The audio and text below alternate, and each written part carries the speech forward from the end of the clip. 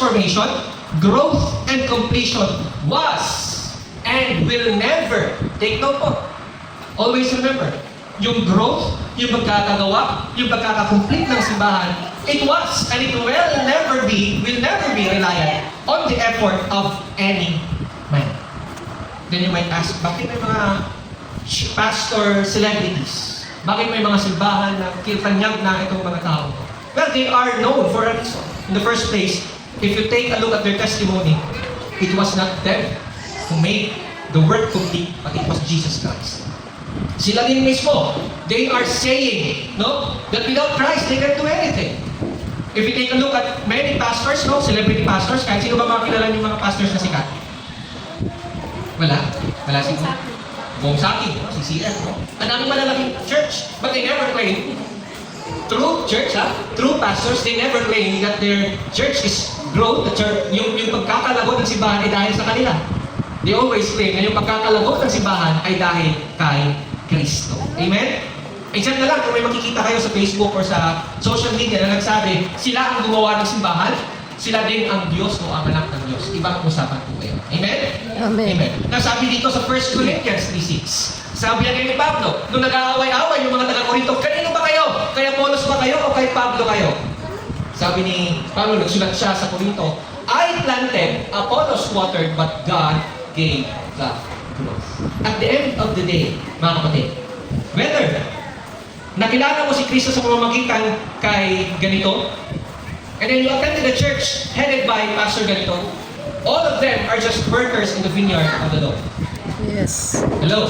Amen. Ang nagbigay po ng paglago ay hindi ang pastor, hindi ang church planter, hindi ang missionary, hindi ang Diyos. The pastors, the workers, the missionaries are just simply instruments of God's wonderful plan. I hope this is very clear po sa ating lahat. Yes. Hello? I hope Amen. this is very clear for us all.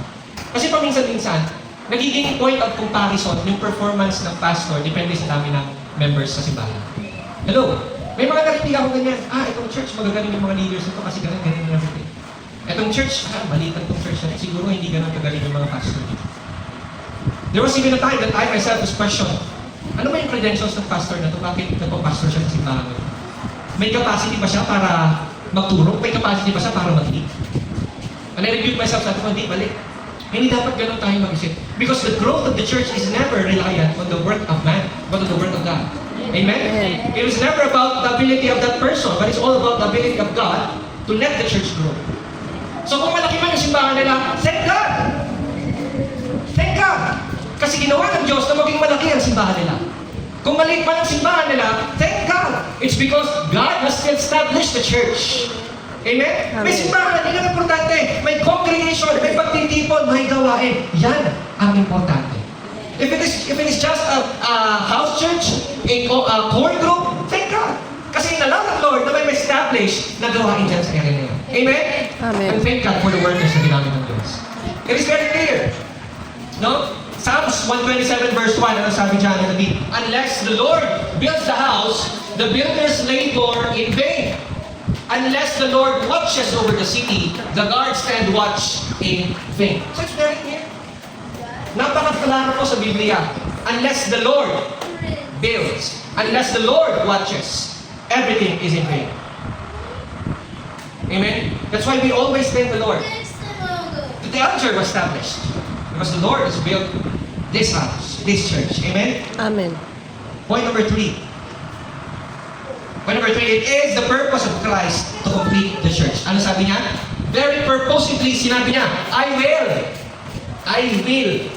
The word will. I will build my church. Ano pinagkaiba ng I might build my church and I will build my church? English Grammar 101. Mabalik tayo sa English, no? I might. Ano ba sabihin mo, I might? Not No? sure. There's room for pwedeng hindi Okay. mangyari. Di ba kasi I might. No? I might. Or I can. Pag sinabi naman I can, hindi naman ibig sabihin na gagawin mo. Sinasabi mo lang na kaya mo. Di ba? I can build my church. Pag sinabi naman I will, there is certainty. There is intention.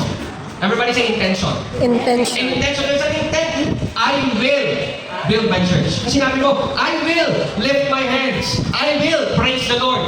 This time, Jesus Christ says, I will build my church. There is this purpose. And when we take a look at this purpose, we should view the phrase, I will build my church in light of eternity or in light of His eternal purpose, and that is to gather His people. Once again, wag po natin i-incubate or i-box in yung idea natin ng simbahan. The church is not just at the level of local church or national church. Hello. Sa Biblia po, in the context of the church, it means the congregation, no? It means a collection of people who are believing in Jesus Christ. It is not only limited to a single geographical area. Hello?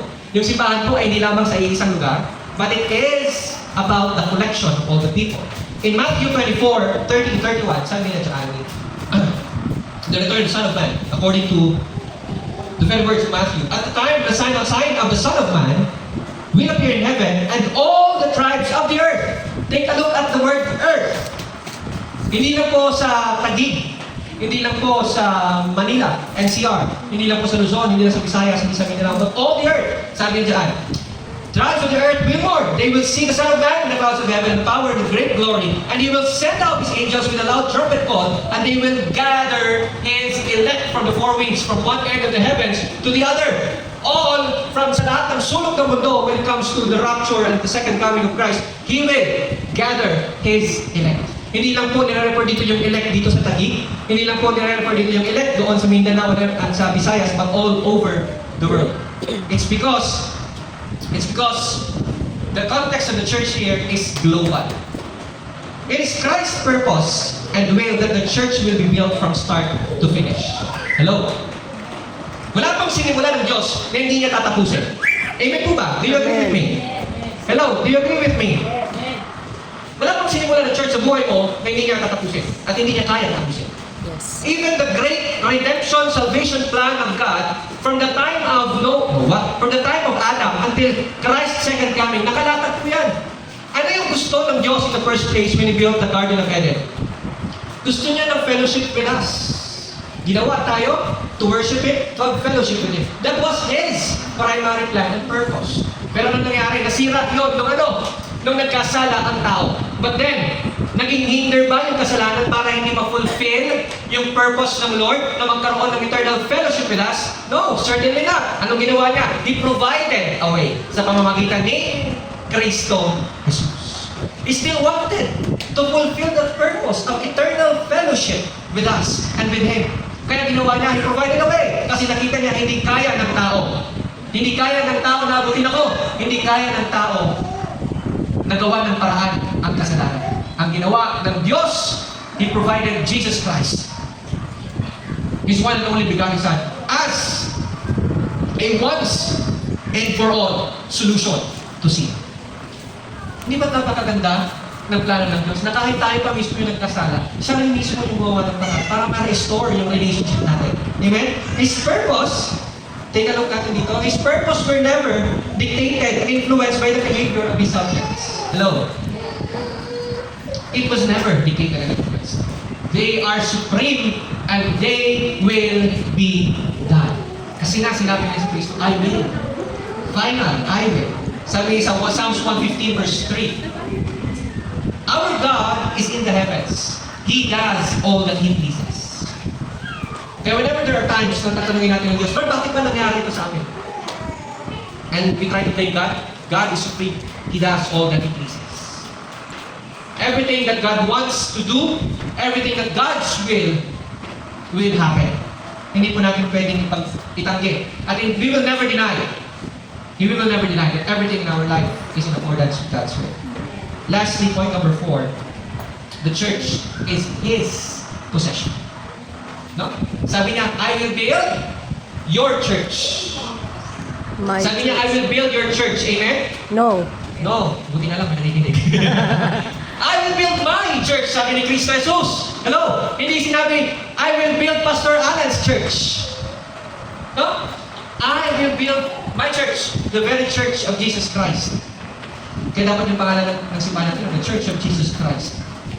Huwag na lang butuhan. ibang simbahan niya. That purpose is that He will gather a people that are His very own.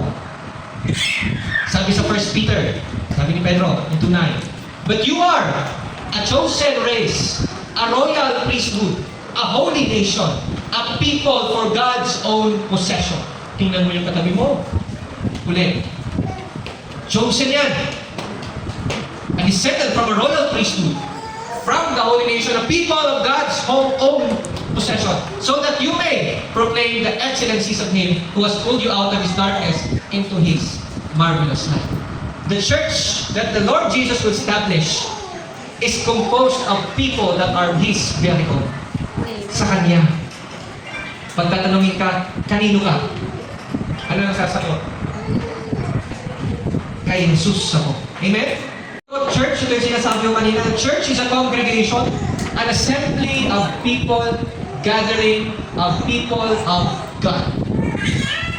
Sino rin nakakaalala ng core series natin about the importance of being part of the church?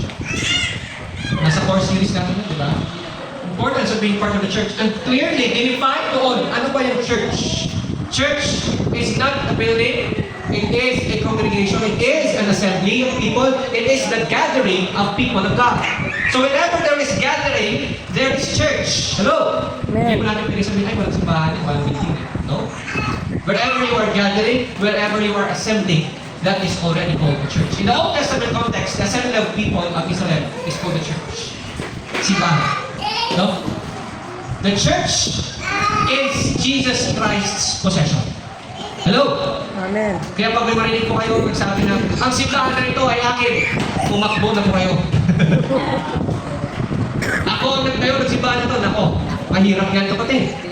Delikado yun. Talagang delikado yun. Because the church in the first place, lastly, the church in the first place is Christ's church. Sabi ni Dustin Bench, it is Christ's church. Hello? Simbahan ko ito ni Kristo. Amen? Amen. Amen po ba? Amen. It is Christ's purpose, will. Kaya na tayo itong simbahan because it is the very purpose of Jesus Christ. And will, it is Christ's work through His people, of course. Sa pamamagitan ng ating mga workers. It is Christ's possession. Sinabi niya, my church. And lastly, the church itself, it is Christ's bride. In the last days, when Jesus Christ will come on the second time, the church will serve as the bride for Jesus Christ. It is very clear in the Bible now today that we as the church, is waiting for the coming of our Lord. And when the time comes, He will call all His elect. Lahat ng possession ni Kristo. When the time comes, the church will now be fully established. Magandang pag-aralan din ng Revelation. We had this chapter by chapter study of Revelation. And you can see the future plan of Jesus Christ.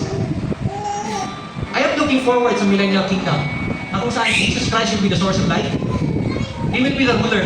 At makikita natin kung ano yung pinagkaiba na kung tao ang nangangasiwa at ang Diyos ang nangangasiwa sa mundo ito.